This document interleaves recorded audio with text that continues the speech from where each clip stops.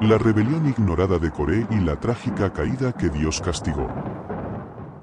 ¿Alguna vez te has preguntado hasta dónde puede llevarnos el orgullo desmedido? Hoy vamos a explorar una de las historias más impactantes y aleccionadoras de la Biblia, la rebelión de Cor. No es solo un relato antiguo sobre desobediencia, es un espejo de la naturaleza humana. Un drama sobre la ambición, el poder y las consecuencias devastadoras que puede acarrear ignorar la sabiduría y la autoridad divina. Prepárate para un viaje al desierto, donde un hombre desafió no solo a su líder, Moisés, sino a Dios mismo, arrastrando a miles a una tragedia inolvidable. Imagina la escena: el pueblo de Israel, recién liberado de la esclavitud en Egipto, vaga por el desierto. Hay incertidumbre, cansancio, y como siempre, descontento. En medio de este caldo de cultivo, emerge una figura carismática y llena de resentimiento en Coreán.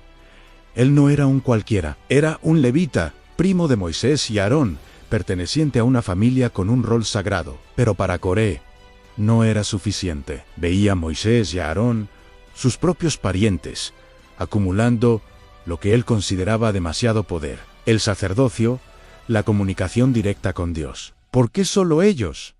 ¿Acaso no era todo el pueblo de Israel santo? Esta pregunta, cargada de envidia y ambición, fue la chispa que encendió la rebelión en Coré.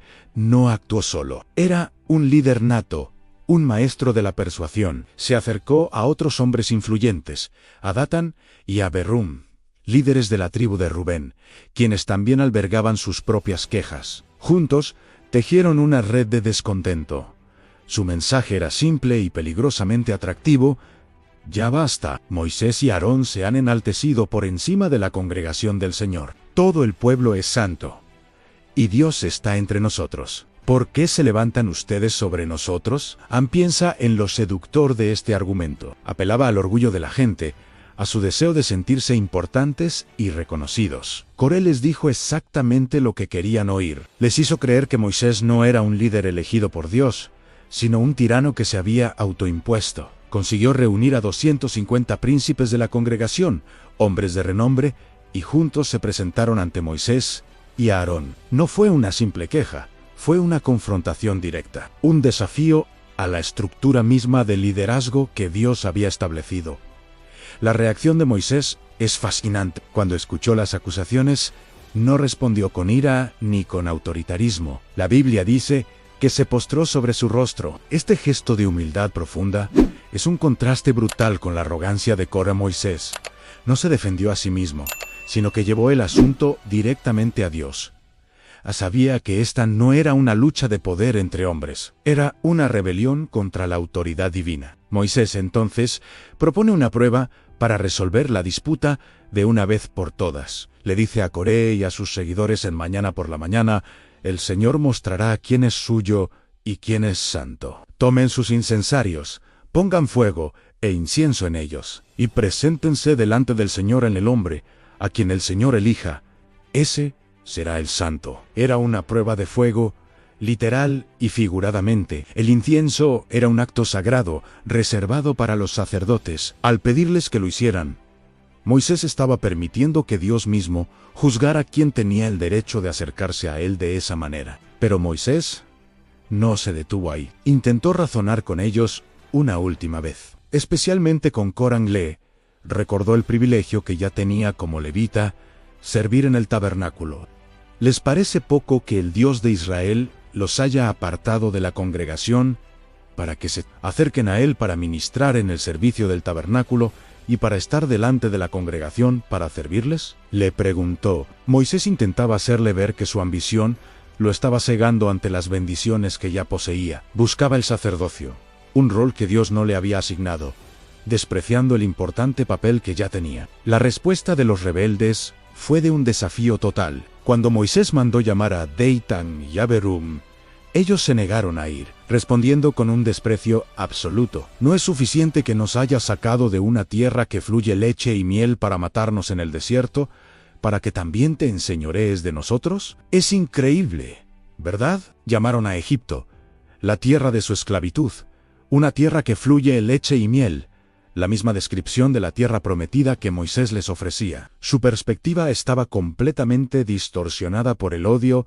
y el resentimiento. El día de la prueba llegó. Coré reunió a toda la congregación contra Moisés y Aarón a la puerta del tabernáculo. La tensión era máxima. En ese momento, la gloria de Dios apareció ante todos.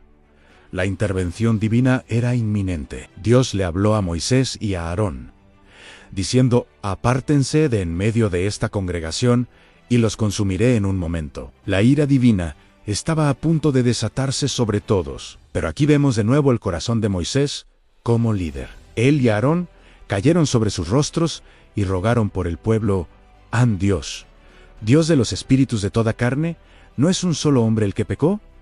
¿Por qué te enojas contra toda la congregación?». Suplicaron misericordia, intercediendo incluso por aquellos que querían destruirlos. Dios escuchó su plegaria y dio una instrucción clara.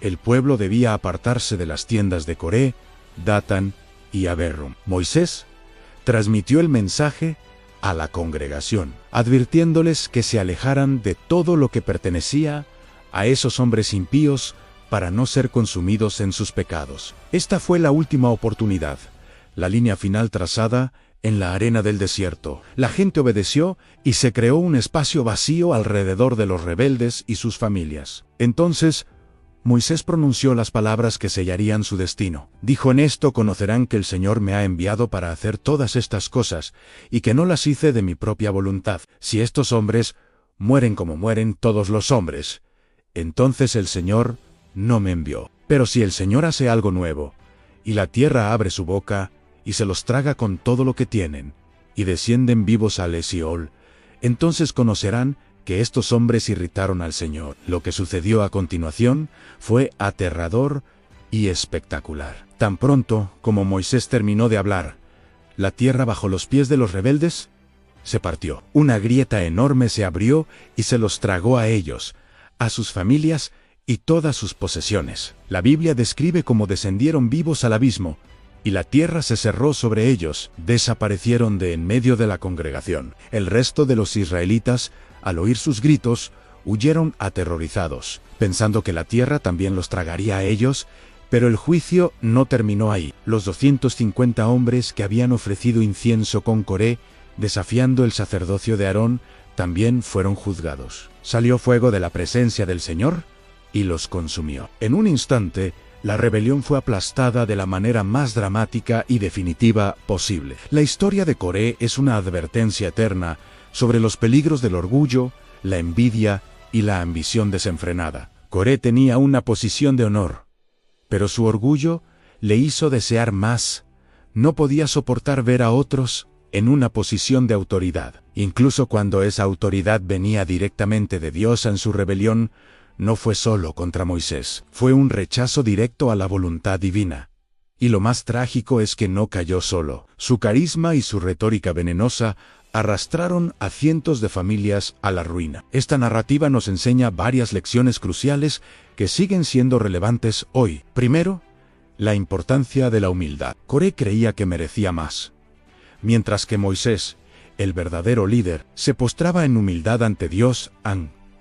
La verdadera grandeza no reside en la autopromoción, sino en el servicio y la obediencia. Segundo, nos advierte sobre el peligro de escuchar voces de descontento que se basan en la envidia. Coré sonaba convincente, apelaba al ego de la gente, pero sus motivos eran egoístas y destructivos. Hoy en día, estamos rodeados de voces que siembran división y desconfianza. Esta historia nos insta a discernir los motivos detrás de las palabras que escuchamos. Tercero, nos muestra que nuestras acciones tienen consecuencias que van más allá de nosotros mismos. La rebelión de Coré no solo le costó la vida a él, sino también a su familia y a sus seguidores. Nuestras decisiones, especialmente las que nacen de la rebeldía y el egoísmo, pueden causar un daño inmenso a quienes nos rodean, a nuestra comunidad. Reflexionemos un momento.